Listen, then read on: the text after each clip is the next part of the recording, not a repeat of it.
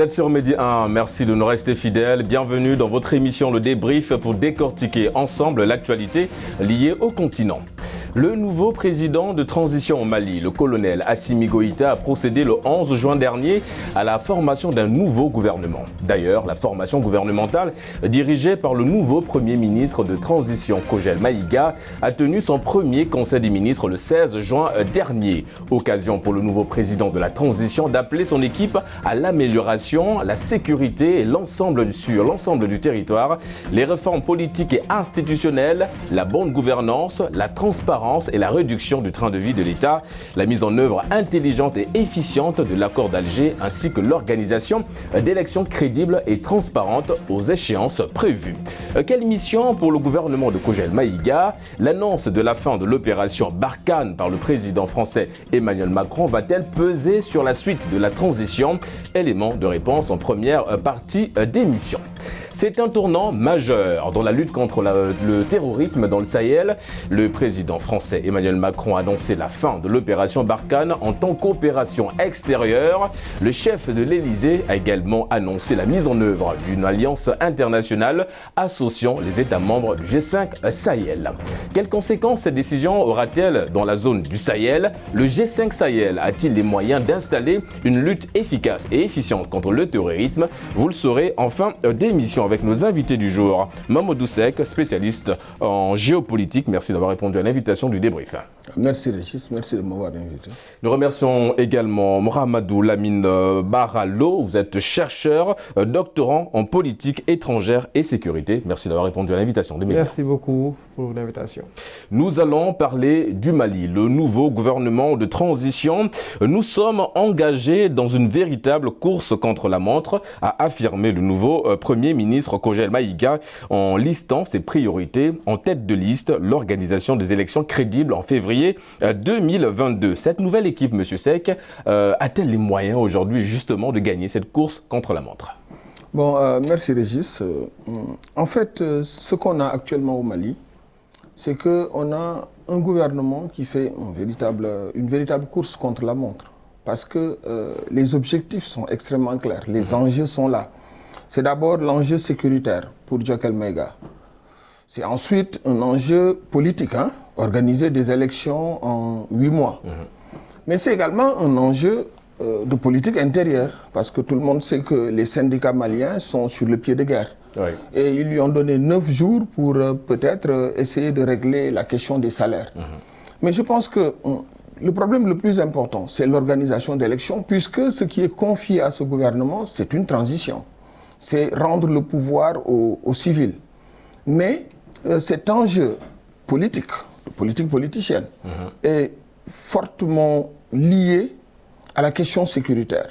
Est-ce qu'il est possible actuellement d'organiser des élections dans 8 mois ou 9 mois au Mali, un pays d'1 240 000 km², avec l'occupation pratiquement de toute la partie nord du pays par les intégristes. Également l'incursion au centre du Mali, notamment de Katiba Massina, avec notamment Amadou Koufa, leur leader. Il est extrêmement difficile pour moi, à mon sens, d'organiser des élections au Mali, mais c'est maintenant tout l'enjeu. Et c'est tout le problème de ce gouvernement-là, donc de Kogel Maïga, c'est d'organiser des élections dans un climat d'insécurité totale. Monsieur Lo, vous partagez son avis, évidemment, quand nous savons qu'aujourd'hui, en termes de chrono, il reste 8 mois à ce nouveau gouvernement de transition pour justement organiser des élections. Possible, avec ce temps aussi court, de relever le Mali en 8 mois? Alors, je rejoins M. Seck sur l'importance des élections, déjà. Si vous revoyez le communiqué de la CEDEAO, exactement, après le coup d'État, le point principal qui revenait, c'est le respect du calendrier électoral tel que fixé au début de la transition, ce qui est très important. Donc, on se rend compte également, comme l'a dit M. Seck, nous sommes dans un gouvernement de transition. Donc, il leur reste 8 mois, comme vous l'avez souligné. Donc, le temps est très compté. Et un gouvernement de transition, pour un laps de temps, doit se fixer sur des objectifs très clairs. Et l'organisation des élections me paraît être un objectif central, parce que c'est l'objectif qui va permettre au Mali de retourner dans le concert des nations. D'ailleurs, si les organisations internationales ont pu faire certaines concessions à la junte malienne, c'est parce qu'elle s'est engagée, et elle le savait déjà, à respecter ce calendrier-là. Alors, la question qui se pose avec le Mali tel que partitionné aujourd'hui, occupé par des groupuscules, est-ce qu'il peut y avoir une élection sincère dans le pays? Il ne faut pas oublier que l'un des problèmes qu'on a eu en 2018, c'était la réélection de Ibeka dans un contexte similaire, très contesté. Très contesté. Même problème qui a eu lieu encore lors des législatives de 2020, qui a plus tard mené au coup d'État qu'on a connu. Ce sera très difficile. Ce sera très difficile. Et je pense que pour y arriver, il faudrait renforcer la priorisation au niveau des objectifs de la transition, mettre un focus sur la question des élections en sachant qu'un pouvoir qui vient après plus légitime pourrait s'occuper des questions majeures. Mais la problématique centrale qui se pose encore, c'est est-ce qu'il y aura des élections sincères? Donc la question elle est très pertinente. Je ne pense pas que d'ici 8 mois, on aura la stabilité nécessaire au Mali pour avoir une élection aussi transparente et sincère. Oui, parce que comme le nouveau Premier ministre de la Transition l'a souligné, c'est un cahier des charges, on va dire, rempli, qui attend ce nouveau gouvernement de transition. Parlons justement de ce gouvernement de transition, M. Seck, un gouvernement avec une forte connotation militaire. Qu'en pensez-vous? En fait, le gouvernement, dès l'annonce de sa formation, a reçu les volets, on va dire, a reçu un peu la critique d'une certaine partie de l'espace politique malien. Parce que certains ont considéré que ce gouvernement, c'est juste une conjonction entre les militaires et l'aile dure du M5, symbolisée par Choguel Maïga. Donc, il y a une bonne partie de la, disons, des hommes politiques maliens qui considèrent que quelque part ce gouvernement n'est pas un gouvernement assez inclusif. Donc ne met pas en place un gouvernement. Oui, parce qu'il y a toujours des critiques, notamment sur ce point de l'inclusion. Oui, donc ils pensent que ce gouvernement n'est pas assez inclusif et ne permet pas l'expression de l'ensemble des, disons, des hommes politiques maliens, quelque part. Donc ce gouvernement a également ce problème-là pour faire... il est difficile de faire l'unanimité, mais il y a quand même un large consensus qu'on devrait avoir et qu'on n'a pas encore. Mon cher Lo, est-ce qu'on n'a pas l'impression aujourd'hui, avec ce gouvernement de transition, d'avoir cette impression du déjà-vu? Parce que n'oublions pas que, évidemment, on a souligné la connotation, cette forte connotation militaire au sein de ce nouveau gouvernement, mais c'est aussi des postes clés occupés par des militaires dans ce nouveau gouvernement. C'était déjà le cas dans le précédent. Alors, peut-être que vous avez reformulé. Moi, je ne suis pas très d'accord sur la très forte connotation militaire. Du moins, ça n'a pas changé entre le premier et le second gouvernement. Parce qu'aujourd'hui, les militaires tiennent quoi?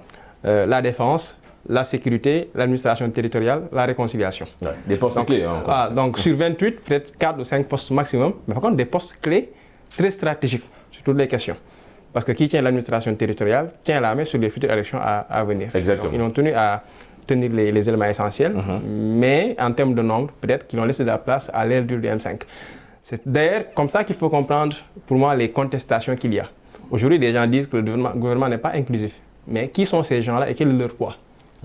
Parce que, pour un peu faire une lecture assez transversale de l'espace politique malien aujourd'hui, les gros bonnets qui ont vraiment ce qu'il faut et qui sont de potentiels candidats n'ont pas joué à l'entrisme dans ce gouvernement-là. Donc c'est surtout les forces de contestation autour du M5 qui sont restées dans la contestation. Maintenant, une partie de ces forces, bien sûr, n'a pas été dans le gouvernement. Et naturellement, c'est une contestation qui continue. D'où peut-être ce sentiment-là de recommencement. Mais faut-il voir aujourd'hui le caractère inclusif comme un frein à la paix au Mali? On a l'impression que justement, il y a toujours ce point qui ressort à chaque fois qu'on forme un nouveau gouvernement. Oui, mais ce qu'il faut comprendre, c'est qu'aujourd'hui, dans ce gouvernement-là, les militaires ont essayé d'avoir un maximum de monde autour de la table. Les anciens groupes sécessionnistes du Nord. Aujourd'hui, la jeunesse est tenue par l'ancien porte-parole du MNLA. Les femmes? On a essayé d'avoir les femmes, les communautés. Donc aujourd'hui, il y a une contestation qui est normale parce qu'elle est politique. Des gens qui voulaient être autour du gâteau qui ne sont pas.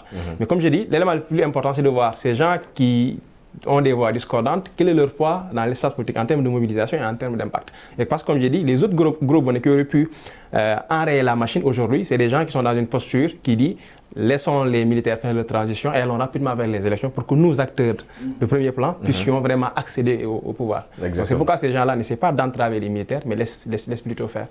Alors, monsieur le Premier ministre, tout d'abord, je vous engage à poursuivre le chantier déjà ouvert dans les domaines qui constituent des défis importants, notamment l'apaisement du climat social. Il nous faut surmonter certains handicaps afin de récréer et de renforcer et de refonder et de retransmettre à nos successeurs un État fort et des institutions stabilisées. Que vous inspire cette déclaration du président de la deuxième transition malienne, M. Seck? Vous savez, Assimi Goïta, il est jeune, hein, il a 38 ans.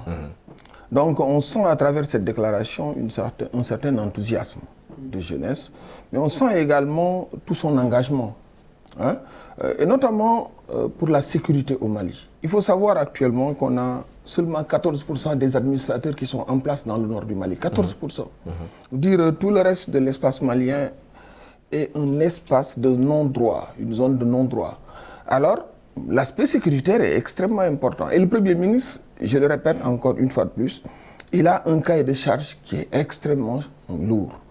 Parce que moi, je répète que la question principale au Mali, c'est la sécurité. On ne peut pas organiser des élections si les administrateurs ne sont pas sur place. Exactement. Il est extrêmement difficile.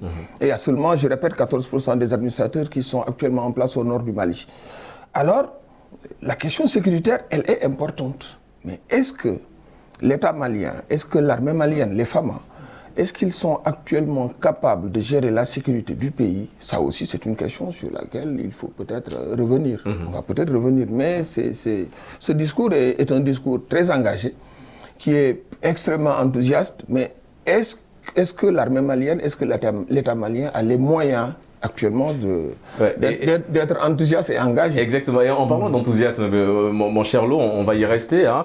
Est-ce que justement cette déclaration du président de la transition ne témoigne pas la volonté justement de la transition, enfin des militaires à aller jusqu'au bout de la transition en respectant évidemment le cahier des charges émis par la CEDEAO? Alors, je vais sur la même voie en disant que cette déclaration elle est très enthousiaste. Ça c'est très clair. Et le président a voulu peut-être à travers cette déclaration montrer au peuple malien qu'il écoutait son engagement. Maintenant, ce qui est clair, et ça je l'ai dit tout à l'heure, d'ici 8 mois, avoir la stabilité ou bien les garanties sécuritaires nécessaires pour avoir des élections, je ne crois pas que ça soit possible.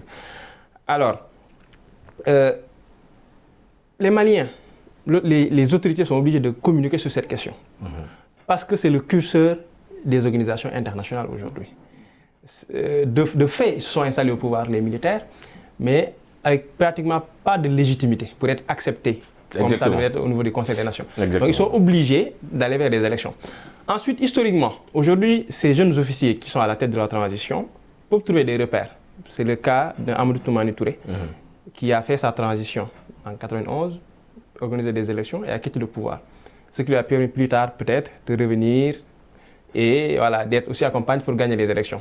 Donc ça veut dire qu'il y a une jurisprudence au Mali aujourd'hui qui peut servir de curseur pour les militaires. Et je fais partie de ceux qui pensent qu'ils vont faire les efforts nécessaires pour organiser des élections.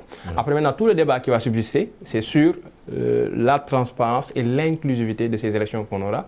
Sinon, on sait que dans certaines villes, ce sera pratiquement pas possible de faire voter des gens, de les enrôler, ensuite de les faire voter. Et c'est des points cruciaux qu'on retrouve évidemment dans la liste des priorités du nouveau gouvernement de transition. En parlant du Premier ministre Maïga, M. Seck, est-ce qu'il a assez de poigne pour se faire respecter, pour ne pas justement subir ce renversement comme ça a été le cas pour son prédécesseur? Bon, ce qu'on peut dire de lui, c'est que c'est un homme qui a beaucoup d'expérience. Il a été ministre de ATT, Amadou Toumani Touré, il a été également ministre de IBK. Donc il a quand même beaucoup d'expérience politique. Et ensuite, cet homme de 63 ans est considéré un peu comme le tenant de l'aile dure du M5. Quelque part, il a de la légitimité, puisque quoi qu'on puisse dire, c'est le M5 qui a poussé l'armée à prendre le pouvoir. Donc il a de la légitimité, il a de l'expérience, mais est-ce qu'il tient réellement le pouvoir? Non, c'est Assimi Goïta qui tient réellement le pouvoir. Donc il faudra qu'il sache bien manœuvrer Et pour cela, je crois qu'il a assez d'intelligence pour le faire, qu'il sache bien manœuvrer pour mener le bateau Mali à bon port. Oui, monsieur Seck, quand vous dites que, vous faites allusion évidemment au fait que derrière notre ami Premier ministre Maïga, il y a Goïta qui dirige. Dans ce cas, est-ce qu'on peut affirmer que le président de la transition profite un petit peu des avantages de notre ami Maïga? En fait, il a un cahier de charges. Oui. Il a un cahier de charges et on va le juger maintenant on va l'évaluer à partir des résultats qu'il aura donnés, donc de ce cahier de charges-là. Mais moi, je voudrais parler d'autre chose parce que si on ne s'occupe pas de la pauvreté, de la précarité des populations maliennes du Nord, ils seront facilement récupérables et récupérés par tous ces groupuscules-là qui tournent autour. Exactement. Et qui ont quelquefois les moyens. De venir en aide à ces populations. Non, parce que c'est le nouveau moyen de recrutement qu'ils utilisent aujourd'hui, c'est d'arriver à promettre et à joindre l'acte à la parole. Ouais, exactement, oui. Donc apparemment, l'État malien, en tout cas par rapport au discours de Goïta et de Maïga, on ne sent pas que l'État malien prenne à bras le corps le problème du développement, ou bien au moins la problématique sociale, de la lutte contre la pauvreté, de la précarité au Nord. Et s'il ne règle pas ce problème-là, ce sera difficile d'aller vers des élections. Moi, je reste toujours focus sur les élections. Ce sera difficile d'aller vers des élections parce qu'il sera extrêmement difficile d'installer un peu une certaine sécurité au Mali. Nous allons à présent, monsieur Lo, parler d'un point qui a été souligné par notre ami Seck. Alors, la question du genre, qui était également au cœur des critiques parmi les 28 ministres, vous avez souligné, du gouvernement de transition, 5 femmes sont représentées, soit 17% de femmes. Ce chiffre est très loin des 30% que prévoit la loi barre 52 du 18 décembre 2015, instituant des mesures pour promouvoir le genre dans l'accès aux fonctions normatives et électives au Mali. Qu'en pensez-vous de ce pourcentage aujourd'hui? Alors, je pense que c'est assez déplorable quand même d'avoir dans un tel gouvernement très peu de femmes. Après, maintenant, si on revient dans le contexte, on peut faire un peu plus de concessions. On comprend aisément que c'est un gouvernement qui s'est mis en place sur la base de très grandes négociations, pour faire de la place. Comme on dit, on a mis en place un gouvernement pour pacifier l'espace public. Tout à l'heure, c'est un peu la question que vous posiez. Est-ce que Goïta profite de Choguel? C'est clair. Quand les militaires ont choisi d'avoir de l'autre côté l'aile la plus du M5, c'est une manière pour eux de faire taire tous ces petits problèmes-là qui les empêchaient peut-être d'une certaine manière de diriger. Oui, parce qu'on a vu que le Premier ministre allait directement rencontrer des syndicalistes justement pour apaiser un petit peu les tensions quand on sait qu'il y a des mouvements de grève en ce moment. Et puis il faut comprendre que dans les mobilisations du M5, ces syndicalistes ici étaient aussi solidaires. Et comme on dit, Choguel, depuis le coup d'État de 91, c'est quelqu'un qui est dans l'espace public. Donc pour revenir à la place des femmes, donc une représentation très faible, très dommage. Mais si on replace le contexte des négociations, on peut peut-être faire un peu plus de concessions. Après maintenant, ce qui est important, c'est que au sortir de cette transition et dans la nouvelle administration que nous aurons, en tout cas le nouvel État que nous aurons, que cette prise en considération soit beaucoup plus importante pour les femmes parce que, comme on dit, elles sont actrices. Même dans les conflits, elles sont actrices, victimes et actrices. Donc leur rôle est important aujourd'hui. On ne peut pas penser... Une priorité pour le futur président du Mali? On ne peut pas parler de stabilisation, de pacification sans prendre en compte le rôle des femmes. Qui sont à la fois des victimes, mais aussi qui ont un rôle actif. Donc au niveau du gouvernement, au Mali, il ne manque pas de femmes actives, qui ont le potentiel et qui peuvent offrir un autre regard différent de celui des hommes, parfois assez belliqueux parfois, et qui ne permet pas parfois de faire les conciliations nécessaires. Évidemment, donc un pourcentage, comme on l'a souligné, très loin des 30% voulus par le gouvernement malien. Alors, le ministre Abdoulaye Diop, qui faisait partie du gouvernement d'Ibrahim Boubacar Keïta, retrouve son poste aux affaires étrangères. Comment analysez-vous cette nomination de Abdoulaye Diop qui revient dans le gouvernement? Vous savez, Abdoulaye Diop, c'est également, il est de façon inamovible, celui qui incarne un peu la diplomatie malienne. Et il faut également comprendre que c'est peut-être un clin d'œil à la communauté internationale. Il est extrêmement difficile. Par exemple, ce serait compliqué de prendre un militaire comme ministre des Affaires étrangères. Donc Abdoulaye Diop incarne un peu le lien qu'on peut avoir le lien diplomatique entre ces putschistes, parce que ce sont des putschistes, quoi qu'on puisse dire, qui peuvent avoir un peu de... disons, il incarne ce lien-là entre les putschistes et la communauté internationale, puisque lui, il a la capacité de parler à la communauté internationale. Donc c'est une façon pour Assimi Goïta de redynamiser la diplomatie malienne avec cette nomination de Abdoulaye Diop? Et surtout de légitimer ce gouvernement-là au niveau international à travers ce que représente Abdoulaye Diop. Alors, le nouveau Premier ministre malien, notre ami Choguel Maïga, annonce la relecture de l'accord d'Alger. En quoi la révision de ce document va-t-elle aider le Mali à aller justement vers une paix, une accalmie définitive? Alors, il faut comprendre que l'accord d'Alger a été signé dans un contexte assez particulier. Et depuis lors, on a vu qu'il y a eu de la contestation autour de son application. Et les populations maliennes, de manière générale, depuis les mobilisations autour de la réforme constitutionnelle que Ibeka voulait faire et que de l'autre côté, il y avait l'opposition et la grande coalition Ante-Abana qui était née, les gens avaient dit clairement non, en tout cas pour une grande part, pour l'exécution de cet accord.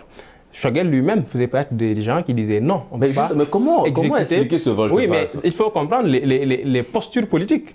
Il faut être très réaliste. Le posture du conquérant ou du contestataire n'est pas le même que celui du décideur qui est dans une situation réelle. Aujourd'hui, il dit on va réviser l'accord. Au moins, ça ouvre une porte pour dire aux populations vous aviez dit non. Il y a possibilité de revoir certaines choses. Oui, parce qu'une révision voulue par l'ancien président, Ibrahim Boubacar Keïta. Politiquement, c'est porteur. Ensuite, on a vu, quand on a voulu le nommer, que la plupart des gens du Nord avaient dit non. Parce que c'est un gars très clivant, qui est contre l'accord, on ne peut pas l'avoir. On a vu qu'il y a eu des manœuvres entre le CNSP, les groupes du Nord, pour finalement acter la nomination de Choguel. Donc aujourd'hui, on est dans un contexte où il faut beaucoup de réalisme. L'accord, si on l'appliquait tel quel aujourd'hui, on risque d'avoir une autre contestation populaire. Et c'est un élément important qui est pris en compte à la fois par les militaires et Choguel.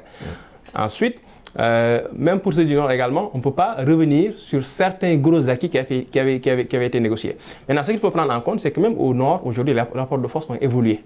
Ce qui avait la force en 2014, aujourd'hui, peut-être, pour la plupart, ne sont plus en position de force. Donc, peut-être en intégrant l'évolution de la situation, on peut arriver à certaines concessions qui permettraient de satisfaire les deux parties. Nous allons parler cette fois-ci de l'annonce du président français Emmanuel Macron qui annonce évidemment la fin de l'opération Barkhane. Cette opération, du moins cette décision, va-t-elle peser sur la suite de la transition, M. Seck? C'est tout à fait évident parce que l'armée malienne, mal équipée, n'a pas concrètement les moyens de protéger tout l'espace territorial malien. Donc la présence française était quand même assez importante pour gérer un peu toutes ces questions de sécurité au Mali. Alors cette annonce, on peut considérer ça comme un bluff. Ou bien que le président Macron, il parle plutôt aux Français eux-mêmes. Donc c'est une annonce pour l'espace intérieur, l'espace politique intérieur français. Parce que de toute façon, je ne vois pas, moi, la France quitter totalement le Mali. Peut-être ce sera une réorientation disons, de l'expédition militaire, une réorientation des activités militaires au Mali, beaucoup plus axée sur les renseignements et sur les opérations spéciales. Mais voir la France quitter le Mali, je ne pense pas. Et M. Lo, comment le Mali doit-il se positionner aujourd'hui par rapport à l'alliance internationale contre le terrorisme souhaitée par la France? Alors, juste revenir déjà sur les mots de Macron qui dit que Barkhane va prendre fin sur sa forme actuelle. Donc c'est important, très important. Il dit attendons la fin du mois de juin pour avoir un plan, c'est très clair. Parce qu'il y a des passifs, en tout cas il y a des précédents français au niveau de l'Afghanistan et de la Syrie, où aujourd'hui il y a tout un débat sur le retrait des forces françaises, etc. Tout un débat intérieur. Alors en revenant sur le Sahel, Barkhane va changer de forme. Des effectifs qui vont se réduire, mais à côté, comme on l'a dit, ce sera plus les opérations spéciales menées par les forces spéciales, qui ont quand même cette particularité d'être réduits en nombre, mais d'être, comme on dit, des commandos, multitâches et très opérationnels. Et ce que la France fait d'un côté, à la fois il y a cette question de la politique intérieure qui est gérée, parce qu'on va vers des élections, et ensuite le fait pour la France de sembler avoir du retrait, et en laissant Takuba qui serait une force internationale, ça permet à la France de maintenir son influence politique tout en se détachant de toute cette vague anti-France. Parce que la France donne l'impression de quitter maintenant. Donc c'est une manière peut-être de faire taire ou bien de temporiser. Vous allez dans le même sens que notre ami Seck, c'est stratégique de la part de Macron. De temporiser le débat sur la France qui occupe le Sahel. Après maintenant, la France a tellement d'intérêt dans le Sahel que la France ne va pas se retirer. C'est une thèse que j'ai défendue lors de la conférence de Pau. Même si les Africains avaient dit on veut que tu quittes, la France ne va pas quitter. Parce qu'aujourd'hui, la France, pour être très réaliste, sur le plan économique, est en perte de vitesse, en perte de compétitivité si on se fonde sur les facteurs de production. Le seul moyen que les Français ont principalement aujourd'hui pour rendre leurs entreprises et leurs organisations assez compétitives, c'est en tirant sur le filon politique. Et ça, c'est leur présence militaire qui le leur permet. Et en parlant de quitter, en parlant de passation de service, en quelques mots, M. Seck, parce que nous arrivons au terme de cette première partie d'émission, nous allons revenir sur l'élection au Mali prévue évidemment en 2022. Vous voyez le colonel Assimi Goïta céder le pouvoir ou tout simplement se maintenir dans le sens évidemment de se présenter comme candidat? Bon, je ne sais pas, je n'ai pas une boule de cristal. Mais bon, ce que je peux dire, c'est qu'il lui sera comme beaucoup de militaires, il lui sera extrêmement difficile, après avoir goûté au pouvoir, de quitter comme ça le pouvoir. Et on va parler de pouvoir justement, deuxième partie d'émission avec le Sahel. On marque une courte pause, on se retrouve dans une poignée de minutes. À tout de suite. De retour sur le plateau du débrief pour la deuxième et dernière partie d'émission. Le G5 Sahel va bientôt quitter, en tout cas, pardon, la force Barkhane va bientôt quitter le G5 Sahel. Est-ce que, avec la décision du président Macron, cette annonce, est-ce que quelque part, cette zone justement du Sahel vient de perdre un allié de taille dans la lutte contre le terrorisme? Alors, je pense qu'il faut quand même reconnaître, malgré tout le discours sur l'échec de Barkhane, Barkhane servait à quelque chose au moins. Plus de 5000 soldats dispatchés dans le Sahel qui allaient au combat. Une force offensive de combat. C'est très important de le préciser. On a d'autres forces dans le Sahel mais qui ne sont pas des forces offensives. Barkhane, c'était une force offensive qui va chercher l'ennemi avec pour objectif de le neutraliser. Donc quand on fait un dispositif comme ça, il est clair que ça va faire une plus grande pression sur les forces qui vont rester. Aujourd'hui, les différentes armées nationales au niveau de la bande du Sahel, également les forces du G5 Sahel, vont avoir une plus grande pression parce que l'espace qui sera laissé par Barkhane sera occupé. Et les groupes terroristes ne vont pas faire de cadeaux. Oui. Bien sûr, certains groupes sont dans des logiques de négociation, mais ils veulent négocier en position de force. Cette position de force-là, on ne l'a qu'à travers l'ascendance qu'on peut avoir sur le terrain. Donc le départ de Barkhane va renforcer la pression sur les armées nationales. Et quel bilan tirez-vous justement de l'intervention de l'armée française, en l'occurrence cette force Barkhane en sol africain? Alors, avant de parler de Barkhane, on peut remonter plus loin à Serval au départ. Donc, qui est intervenu parce que les groupes djihadistes descendaient vers le sud et risquaient de prendre Bamako. Une force française est intervenue pour récupérer des villes. Ensuite, dans un cadre beaucoup plus large, on a créé Barkhane. Après 7 ou 8 ans, on se rend compte que les groupes terroristes sont toujours là. Il y a eu une extension des aires du terrorisme. Aujourd'hui, pratiquement, on parle jusqu'à la frontière vers le Burkina, vers la Côte d'Ivoire, on a des groupes rebelles. Vers l'ouest, en venant vers le Sénégal, on a les groupes terroristes encore. Donc, Barkhane n'est pas arrivé à arrêter l'avancée des groupes terroristes. Par contre, Barkhane a des acquis. Barkhane a pu éliminer certains grands chefs. Barkhane a pu, dans certaines zones, aider les populations à se réinstaller. Mais également, si Barkhane n'avait pas été là, aux côtés des forces maliennes et du G5, peut-être qu'aujourd'hui, ces groupes terroristes seraient déjà plus à nos portes. Maintenant, pourquoi le bilan semble assez négatif? C'est parce que les attentes ont été grosses. Or, les mouvements terroristes sont dans des logiques de combat asymétriques. Donc, dans de grands espaces, le Mali c'est 1 million, presque 1,3 million. C'est 6 fois le Sénégal. Donc sur de grands espaces comme ça, penser qu'on peut réduire à néant des groupes terroristes sur 7 ans, 8 ans, je pense que c'est un objectif un peu haut placé. Et malheureusement, les Français et même les autorités au niveau local ont communiqué comme si Barkhane, dans le court ou dans le moyen terme, venait justement pour mettre un terme aux attaques terroristes. Nous allons revenir sur la décision du chef d'État français Emmanuel Macron, justement, de retirer la force Barkhane en sol africain. Comment avez-vous apprécié cette décision du chef d'État français? Bon, moi je considère que cette décision, je le répète, est une décision qui concernait plutôt l'espace politique intérieur de la France. Parce que Macron est en train de préparer les élections présidentielles en France. Et il y a eu quand même à peu près une 60aine de victimes militaires, donc de soldats français morts au Mali, à peu près 57, une 60aine on va dire. Est-ce que cela sous-entend que cette fin était prévisible?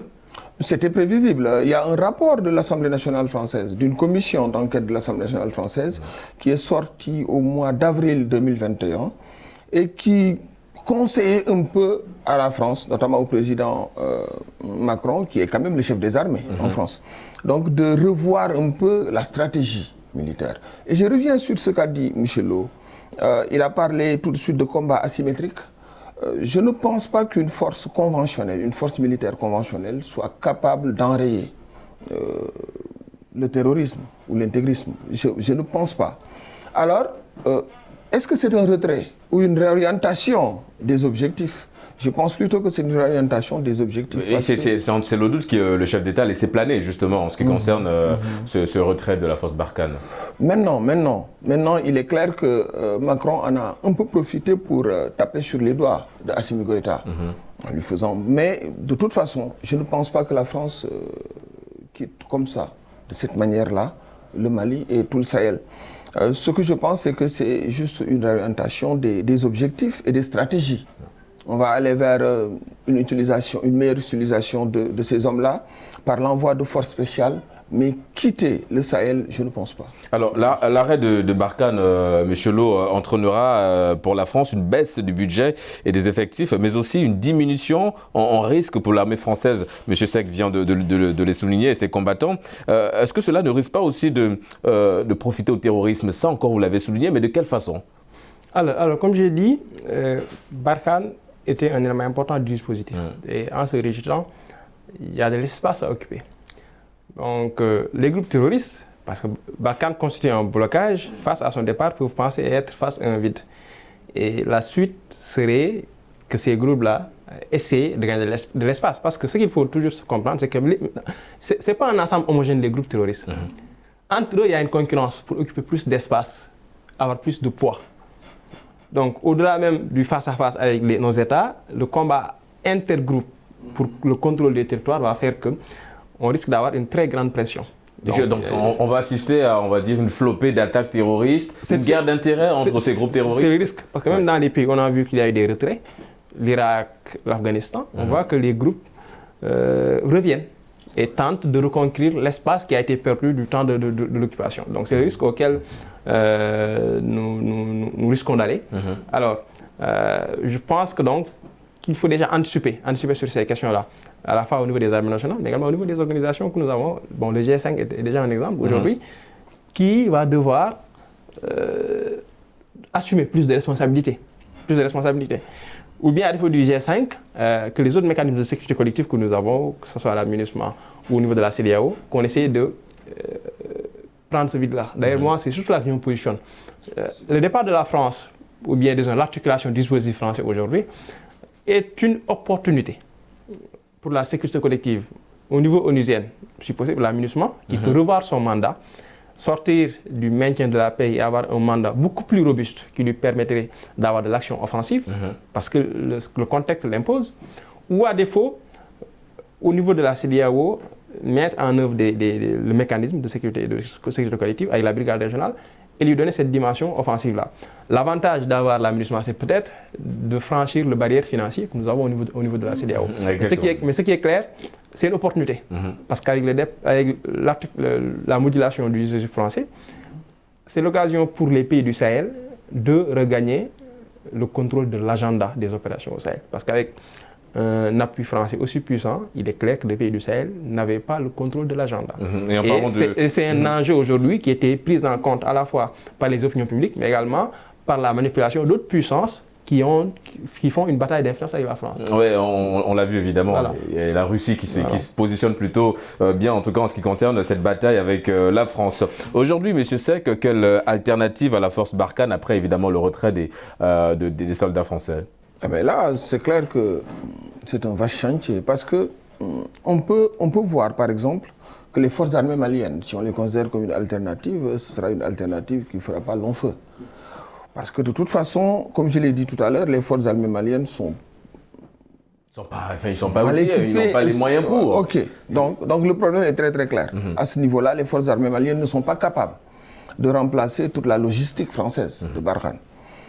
Maintenant, on va voir un peu les forces du G5 Sahel, par exemple. Là aussi, ce sera assez compliqué puisque les Tchadiens, quelque part depuis le décès de Idriss Déby, ont fait un repli stratégique.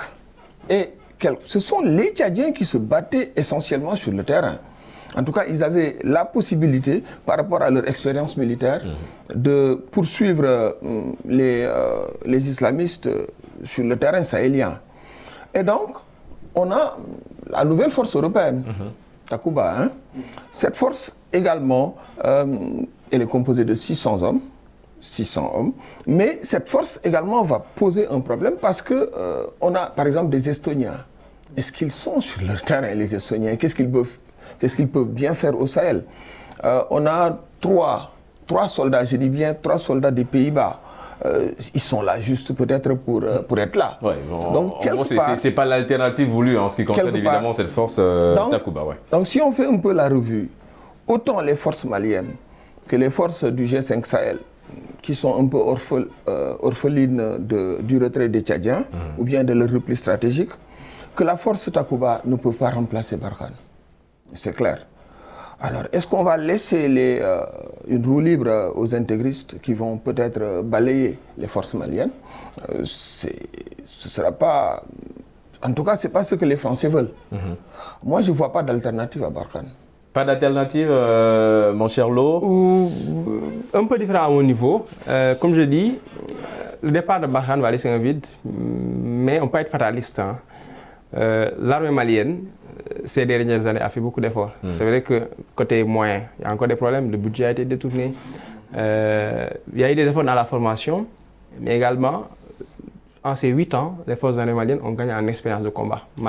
Suffisant aujourd'hui pour sécuriser le Mali? Pas suffisant, mais elles en ont gagné beaucoup. D'accord. Et il y a quand même de la volonté aujourd'hui. Et ça, il faut le reconnaître. Après, maintenant, Bazoum l'a dit il n'y a pas longtemps. On avait interrogé sur la question, avant même que les Français disent officiellement qu'ils vont quitter. Un éventuel départ. Il a dit un départ de Barkhane ne poserait pas problème si on maintient un appui renseignement et un appui aérien. 2 éléments importants. Aujourd'hui, l'élément important dans la guerre contre le terrorisme, c'est le renseignement. Nos pays sont très limités parce qu'on n'a pas de moyens aériens, de moyens techniques très poussés. Donc, en plus du renseignement humain, on a besoin de moyens techniques. À ce niveau, on a besoin des Français. Même nos amis français ont besoin des Américains. Donc, on a besoin des Américains également. Un appui international sur le côté renseignement technique. Après, maintenant, tôt ou tard, nos pays devront s'assumer pour la question de la sécurité. Je pense qu'à ce niveau, avec le départ de Barkhane, il faut que l'on pense à une plus grande solidarité. C'est-à-dire comprendre que la menace terroriste aujourd'hui, ce n'est pas seulement le Mali, le Burkina, le Tchad et le Niger qui sont très touchés. Mais au minimum, c'est toute la zone CEDEAO et la zone CIA-CEMAC. Donc le départ de la force Barkhane, une opportunité justement pour le G5 Sahel, en tout cas les pays de l'Afrique de l'Ouest, les pays africains de manière générale, de se rassembler et d'essayer vraiment pour le coup de mettre en place... Mais j'aime bien faire une distinction entre G5 Sahel et les autres formes de soldats. Le G5 Sahel, c'est une alliance de défense. C'est des pays qui ont une menace commune et qui décident de faire face. Or, historiquement, on a des mécanismes de sécurité collective beaucoup plus anciens et qui sont dans des projets beaucoup plus aboutis, beaucoup plus pertinents politiquement. Par exemple, au niveau de la CEDEAO, il y a une brigade régionale qui obéit à la sécurité collective.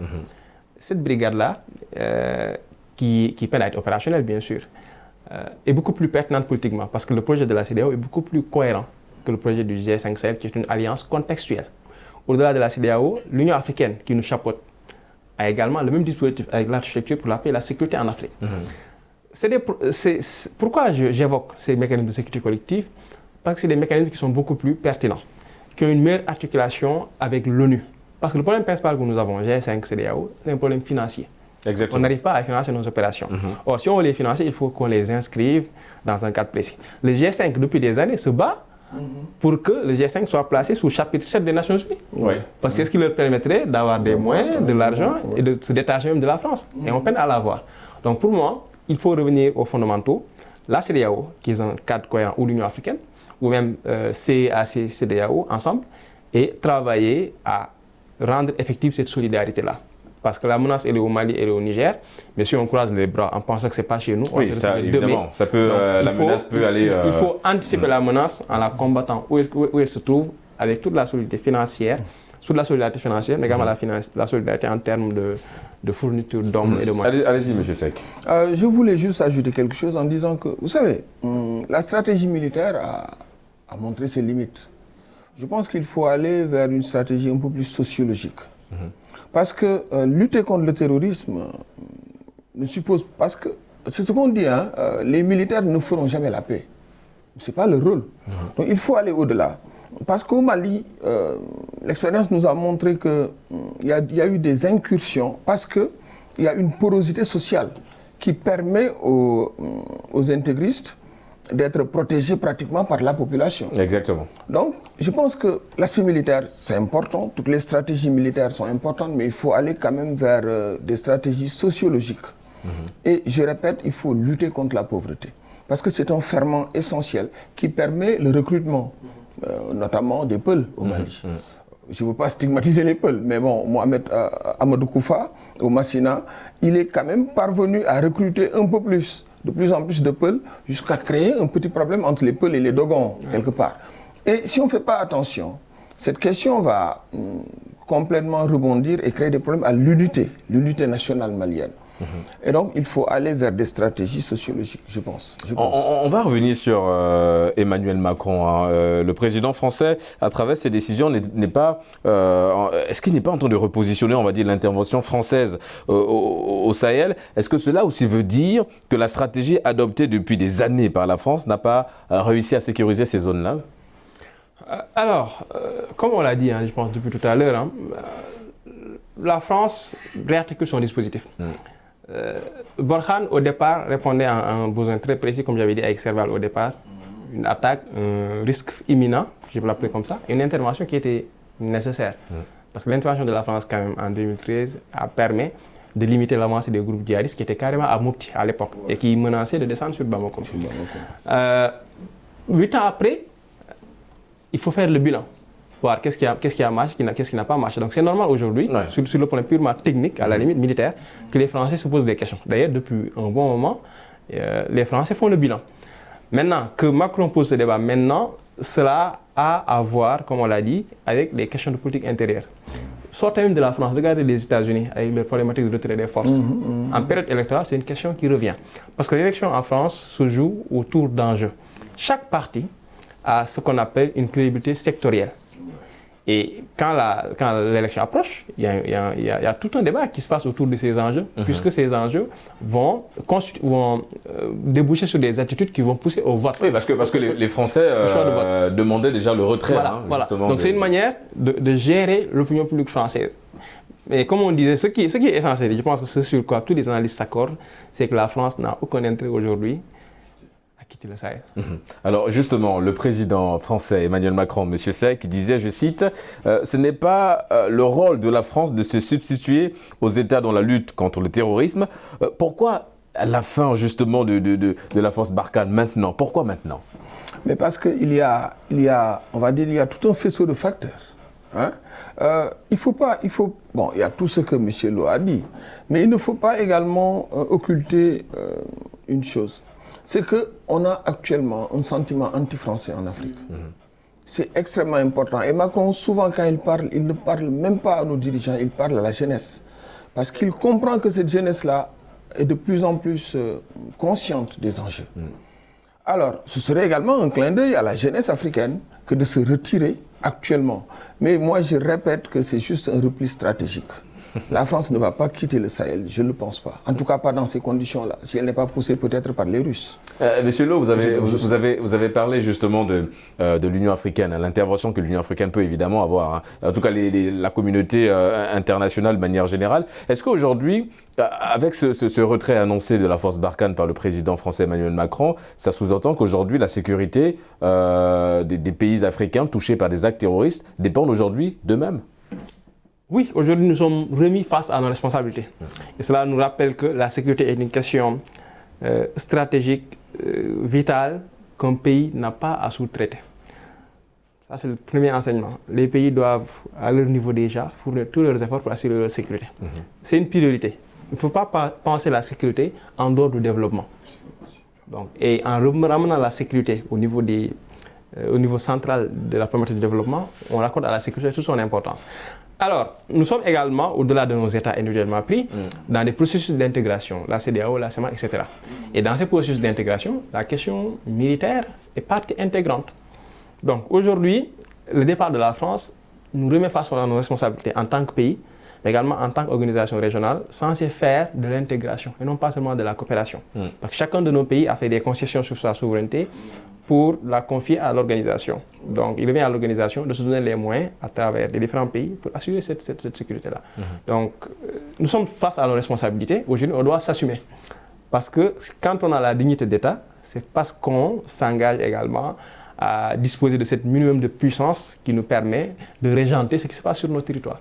Faut-il s'attendre dans les mois à venir justement à des rencontres inter-États, M. Seck, pour justement mettre en place tous ces projets évoqués par notre ami M. Lo?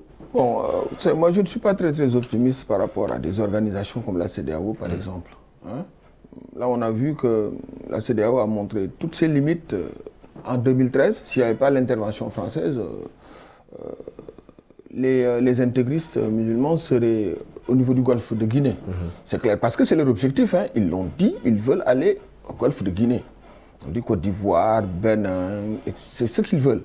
Alors, est-ce qu'on peut s'attendre à des rencontres internationales? Je ne pense pas, parce que l'essentiel de ces rencontres se fait d'ailleurs sous l'égide de la France. C'est ce qu'on voit. À part quelques négociations par rapport à des problèmes imminents, factuels, comme par exemple le coup d'État, Goodluck Jonathan était venu au Mali. Ce qu'on constate, c'est que nos organisations internationales, nos organisations d'intégration ne sont pas capables, en tout cas, d'assurer la sécurité. Et comme le disait Charanta, la sécurité, elle est importante, elle est essentielle pour le développement.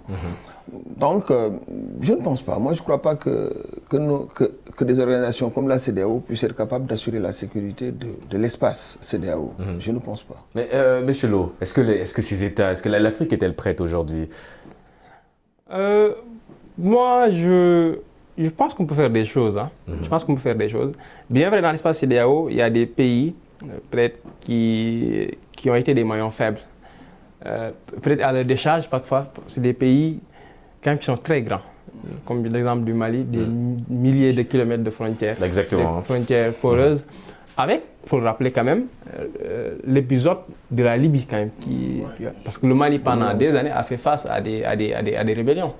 Pourquoi à partir de 2011, ça a changé? Parce que la rébellion du Mali de 2011 avait d'autres caractéristiques extrêmement armées, parce que les caches d'armes de Kadhafi sont retrouvées entre leurs mains. Donc aujourd'hui, oui, on peut faire face à la situation, mais il faut revoir le combat dans sa globalité. M. Seck a abordé un aspect important, penser le combat en dehors de la question militaire. Il faut d'abord s'attaquer au terreau qui permet le recrutement, qui permet la radicalisation. Oui, parce que comme on dit, en général, parfois le problème, il est interne. Voilà. Donc, tout ce qui est malgouvernance, corruption, injustice, exclusion sociale, c'est des questions qu'il faut régler. Après, maintenant, sur la dimension purement militaire et stratégique, je pense qu'il faut d'abord nous intéresser à ce qui se passe en Libye. Aujourd'hui, en Libye, comme on le dit, il y a 20 millions d'armes pour 6 millions de personnes. Donc, l'excédent va vouloir se déverser vers nos pieds. Donc, à ce niveau, il y a un très gros travail qu'il faut abattre pour la protection des frontières et éviter que ces armes soient chez nous. Ensuite, après, comme je dis, il y a des armées dans la zone, bien sûr, qui participent peut-être à l'aménagement, mais qui sont un peu en retrait. C'est pourquoi je dis, sous le leadership de nos organisations, il faut penser à inclure ces armées-là dans la lutte pour qu'elles soient beaucoup plus engagés pour qu'ils anticipent la menace là où ils se trouvent aujourd'hui. Parce que pour moi, l'attitude attentiste pour certains pays de dire on barricade nos frontières, on attend que la menace vienne, pour moi c'est un mauvais choix. Parce que quand elle va venir, la menace sera la même caractéristique. Ce n'est pas une menace, ce n'est pas parce qu'on est plus armé que les terroristes qu'on y met fin. Et comme on dit souvent, à partir du moment où il y a urgence, c'est déjà trop tard. Donc il faut toujours, et comme vous l'avez dit, anticiper. On va aborder un point que vous avez également souligné, M. Seck, en parlant de cette guerre d'intérêt aujourd'hui entre la France et certains États, en l'occurrence la Russie aujourd'hui. Est-ce que le fait aussi que la France décide de se retirer, c'est laisser la place à la Russie pour s'installer? La France est-elle en train, aujourd'hui, avec ses décisions, de perdre la guerre d'intérêt? Je pense que la situation est un peu plus grave, d'autant plus que c'est l'opinion publique malienne elle-même qui demande l'intervention de la Russie. Je crois que c'est symptomatique un peu du rejet que nos opinions publiques ont de la France. Mais bon, parce que les Russes sont présents également en Libye. Il y a des forces spéciales russes en Libye. Il y a des forces spéciales turques en Libye. Mais est-ce que maintenant ces deux pays qui ont quand même une certaine propension à être hégémoniques actuellement et à être présents notamment en Afrique, on a vu la Russie en Centrafrique. En Centrafrique, exactement. Est-ce que les Russes sont prêts? Parce que la Centrafrique, ce n'est pas le Mali. La situation n'est pas la même, la situation militaire, la situation territoriale n'est pas la même, la situation géostratégique, on va dire. Alors il faudra faire très très attention. Est-ce que les Russes sont prêts à venir actuellement au Mali? Je ne pense pas. Peut-être maintenant que les Russes vont rogner un peu d'influence, notamment d'influence politique, etc., pour pouvoir occuper l'espace laissé par la France. Je ne parle pas d'espace militaire, je parle d'espace stratégique. Mais avoir une présence militaire russe au Mali, à part peut-être quelques forces spéciales, je ne pense pas que ça soit... Vous partagez son avis, M. Lo? Oui. Difficile de voir la Russie intervenir dans ce cas de figure? Difficile, et je pense que même les Français aujourd'hui, en faisant cette concession-là, ils veulent mettre ces grandes puissances à l'épreuve. La France a une présence historique dans nos pays. Voilà, maintenant on peut débattre sur le fait que la présence française n'a pas toujours été très utile. D'ailleurs, moi, c'est la posture principale que je défends. Mais aujourd'hui, sur le plan militaire, même en Centrafrique, les Russes n'ont pas fait l'effort de déployer leur armée officielle. Aujourd'hui, les Russes utilisent les sociétés militaires privées qui leur permettent d'avoir une certaine présence et de jouer sur l'influence. Est-ce qu'on peut s'attendre au même scénario que la Russie a eu à faire en Centrafrique, c'est-à-dire de former et d'armer les Centrafricains? Est-ce qu'on peut s'attendre au même cas de figure avec l'armée malienne, former et armer cette... Alors, il faut d'abord comprendre que la coopération militaire entre le Mali et la Russie, elle est très très ancienne. L'armement malien est pratiquement russe. C'est depuis Modibo Keïta. Depuis Modibo Keïta. D'accord. Aujourd'hui, les Russes, une opération extérieure, elle est très coûteuse. Il ne faut pas oublier que même l'implosion du bloc soviétique est en partie liée à l'opération extérieure russe en Afghanistan. Donc aujourd'hui, au regard des difficultés économiques intérieures, parce que la Russie n'a pas une plus grande santé financière et économique que la France. Donc engage une opération extérieure au Sahel qui est très grand, comme il a dit, qui défend de la Centrafrique. Et on sait que ce sera dans la durée. Ça va être en tout cas très coûteux, très compliqué pour la Russie. Monsieur, je suis obligé de vous interrompre parce que nous sommes arrivés au terme de cette émission. Nous remercions justement Mohamedou Lamine Barallo. Vous êtes chercheur, doctorant en politique étrangère et sécurité. Merci d'avoir répondu à l'invitation du débrief. Mamadou Seck, spécialiste en géopolitique. C'est toujours un plaisir de vous recevoir sur le plateau du débrief. Et c'est la fin de cette émission. On se donne évidemment rendez-vous la semaine prochaine. Et d'ici là, n'oubliez pas, quoi qu'il arrive et quoi qu'il advienne, garde le sourire en compagnie de nos programmes.